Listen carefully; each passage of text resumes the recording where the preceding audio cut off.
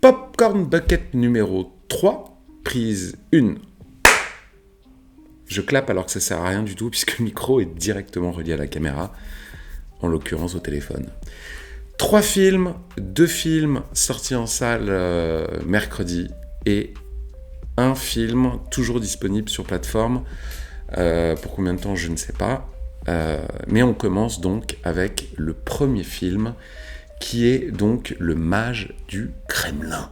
Le Mage du Kremlin. Olivier Assayas à la réalisation.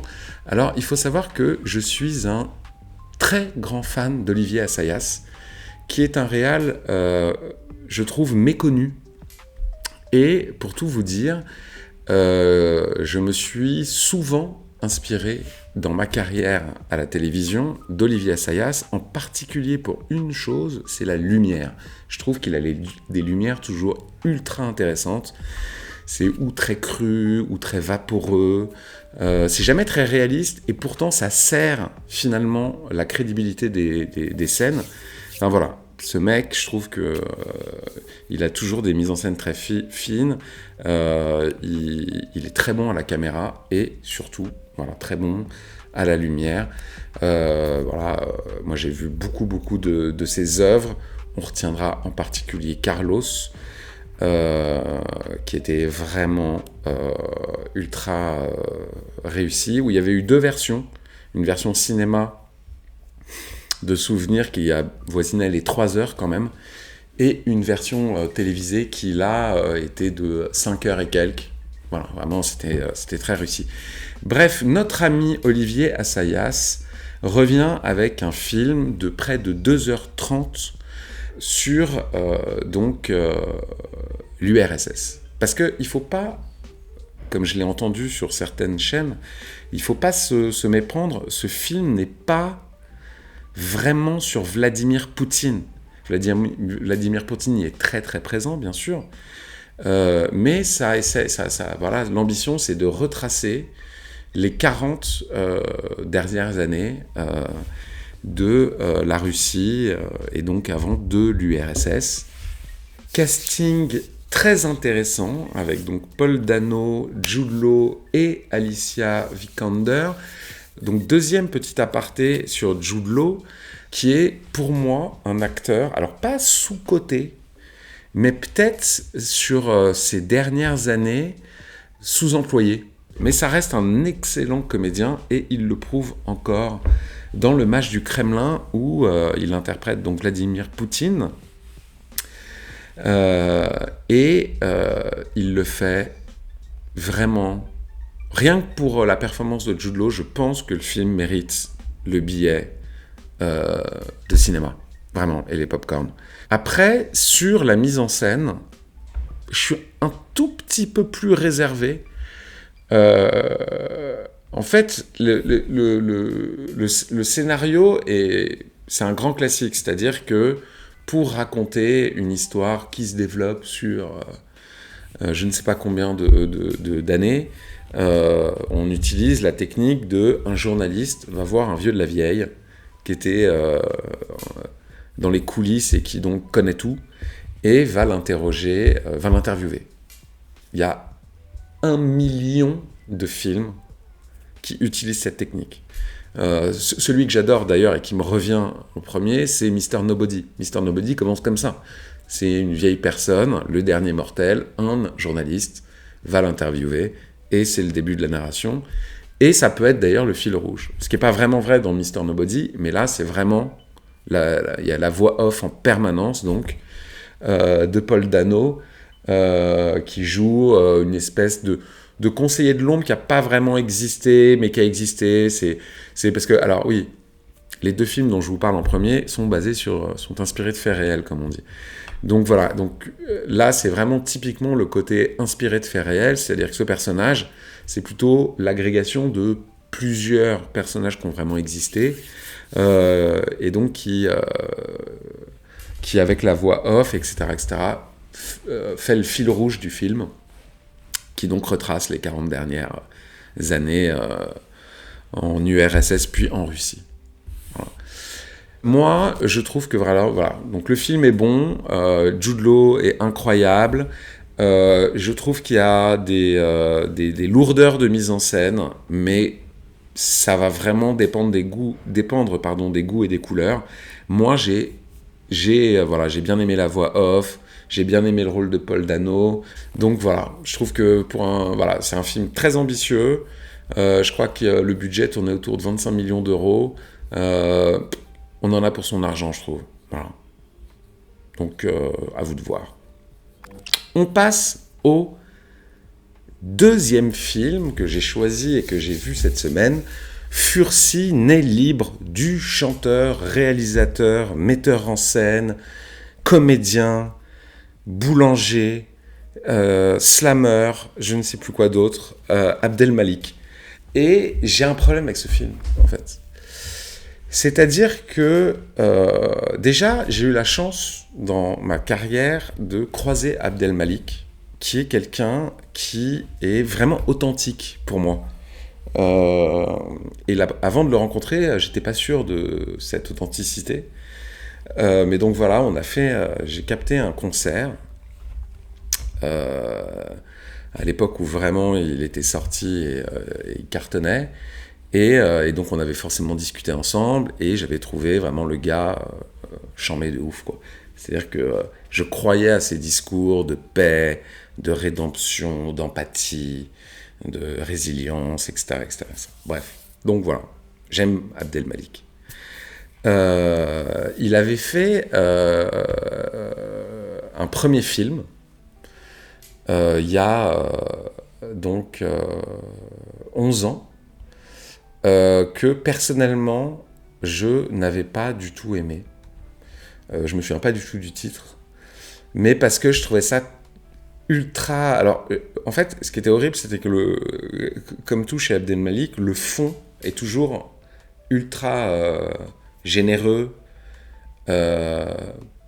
intéressant, pédagogique, tout ce que tu veux. Le mec a une mission un peu de réconcilier tout le monde, du vivre ensemble, et qui est ultra intéressante, et que personnellement je partage. Et là, il s'y recolle avec donc cette histoire qui est tirée d'un livre qui porte quasiment le même titre. Je crois que c'est L'affaire de l'esclave Furcy. Bref. Et il l'adapte.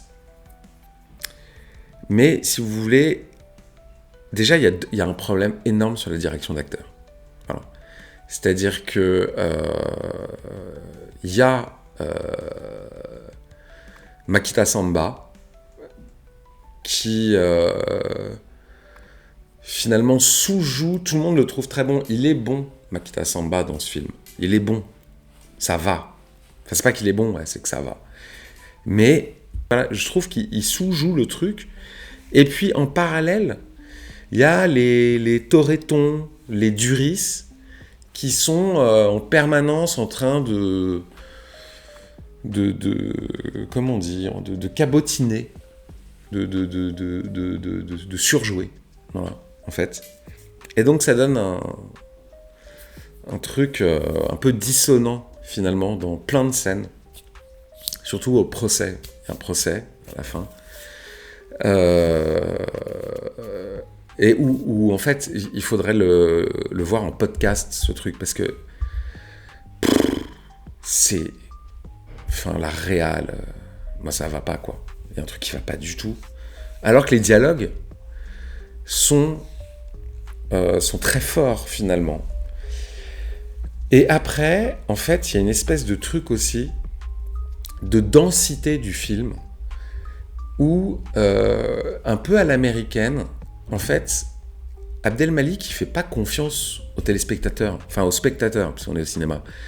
C'est-à-dire que et j'en parlerai dans cette vidéo, peut-être à la fin de la vidéo, je ferai une petite incartade sur un truc dont je veux vous parler.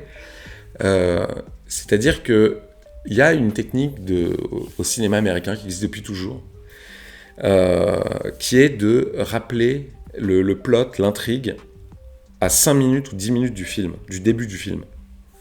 Et c'est fait pour une très bonne raison, c'est que les Américains consomment le divertissement pas du tout comme nous, et il y a plein de gens qui arrivent à la bourre au cinéma. Voilà. Et ils se plantent dans le fauteuil, et donc pour eux, on a souvent une scène, voilà, à 5 ou 10 minutes du film, qui rappelle les enjeux essentiels qui ont été mis en place au début.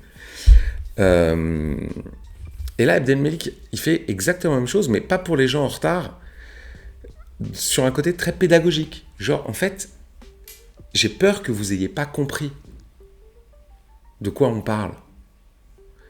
Mais en fait, pardon, mais on est dans une salle noire, il n'y a que ça à foutre de regarder et d'écouter. N'importe quelle personne avec un QI normal comprend ce qui se passe dans ton intrigue.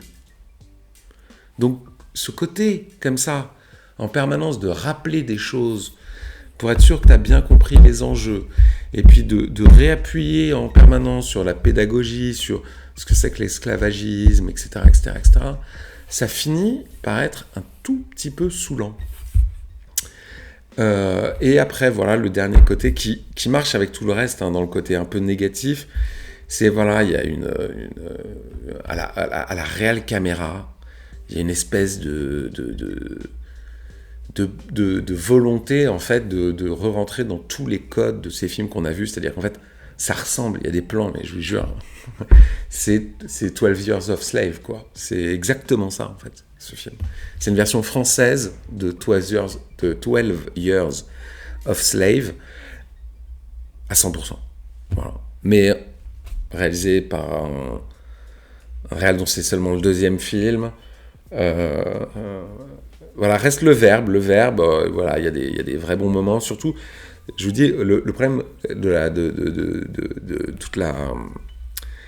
tout l'arc au tribunal, c'est qu'il y a des vraies belles choses qui sont dites, mais encore une fois, la mise en scène est beaucoup trop lourde, la caméra est trop, enfin bref, ça va pas du tout. Voilà. Donc moi, je vous conseille de plutôt l'attendre à la télé.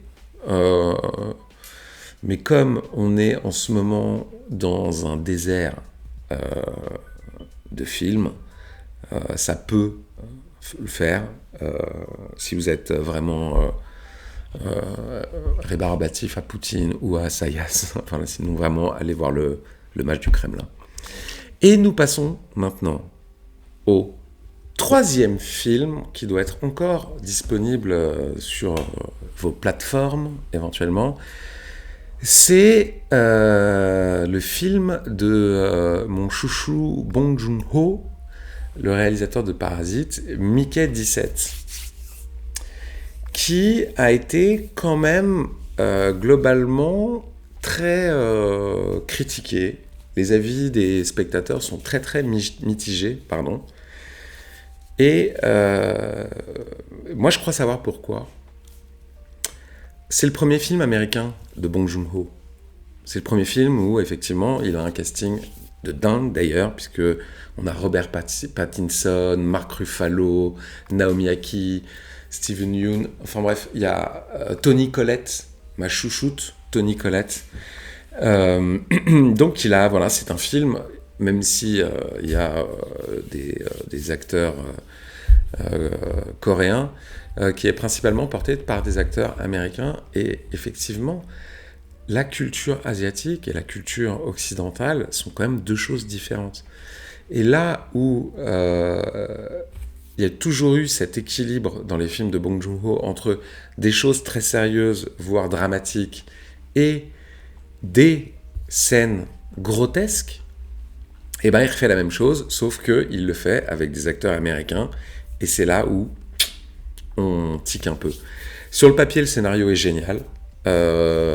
Il met en avant énormément de thèmes, et c'est là où le bas blesse, pour moi.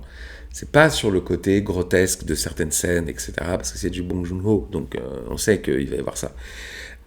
C'est que, et pour m'être renseigné un peu sur l'histoire de la création du film, c'est pas très étonnant. C'est un film qui a été très compliqué à monter, qui a été remonté 50 fois. Les producteurs n'étaient pas d'accord avec le réalisateur, enfin bref. Et donc, c'est un film qui est ultra brouillon, en fait, dans la façon dont il avance, le schmilblick. Maintenant, pour ce que certaines personnes qui n'ont pas compris qu'ils allaient voir du Bong Joon-ho ont pas aimé, c'est-à-dire les performances de Mark Ruffalo, qui fait une espèce de...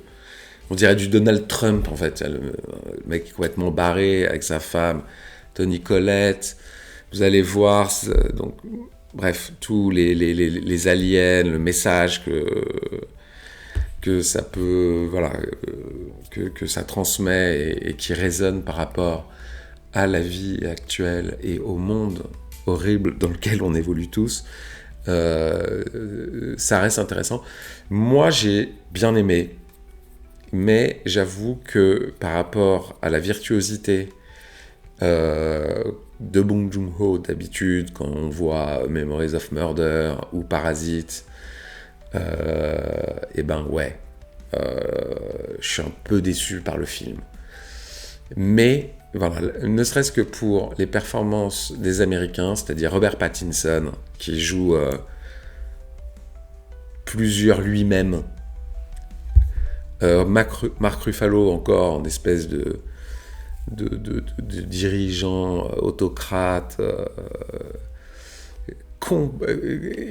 c'est vraiment Donald Trump, parce qu'en plus le mec a son émission de télé, enfin bref, vous allez voir, c'est complètement barré.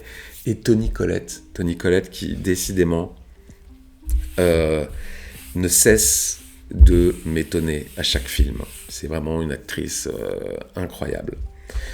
Voilà pour Memories of Murder, n'importe quoi. Pour Mickey 17 de Bong Joon-ho, que je vous conseille quand même de voir, surtout que voilà, c'est en ce moment disponible sur Canal, je crois, enfin sur certaines plateformes. On finit avec un tout petit aparté sur une interview que j'ai vue sur YouTube, ou je sais plus où, de notre ami Matt Damon, qui alors parlait pas directement du truc qui va m'obséder jusqu'à ce que ça soit fait, c'est-à-dire le rachat de la Warner par Netflix, mais sur les techniques de Netflix, où justement je vais revenir à quelque chose que je vous ai dit précédemment, sur le côté, effectivement, il y a une grande règle sur les films grand public aux États-Unis, parce qu'ils consomment le divertissement, et je vous donnerai d'autres exemples, pas du tout comme nous, c'est on fait une scène qui rappelle les enjeux narratifs qui ont été mis en place dès le début du film pour ceux qui arrivent en retard. Parce qu'il faut savoir que les Américains, ils arrivent en retard au cinéma. Quand ils vont voir un match de baseball, un match de baseball, parce que c'est très long, ils partent très souvent avant la fin. Et ils écoutent le résultat à la radio dans leur bagnole. Enfin bref, donc ils ont cette consommation du divertissement qui est pas, c'est pas une cérémonie d'aller au cinéma et d'arriver à l'heure, quoi. Et Netflix, donc il faut savoir que Matt Damon, bien sûr, est comédien, mais il est aussi producteur, etc., etc. Donc il bosse avec toutes les grosses compagnies de son business, de son industrie. Et il racontait que Netflix, maintenant, allait imposer, ou allait tenter en tout cas d'imposer aux scénaristes de faire ce genre de scène qui rappelle l'intrigue 5 fois par film. 5 fois par film.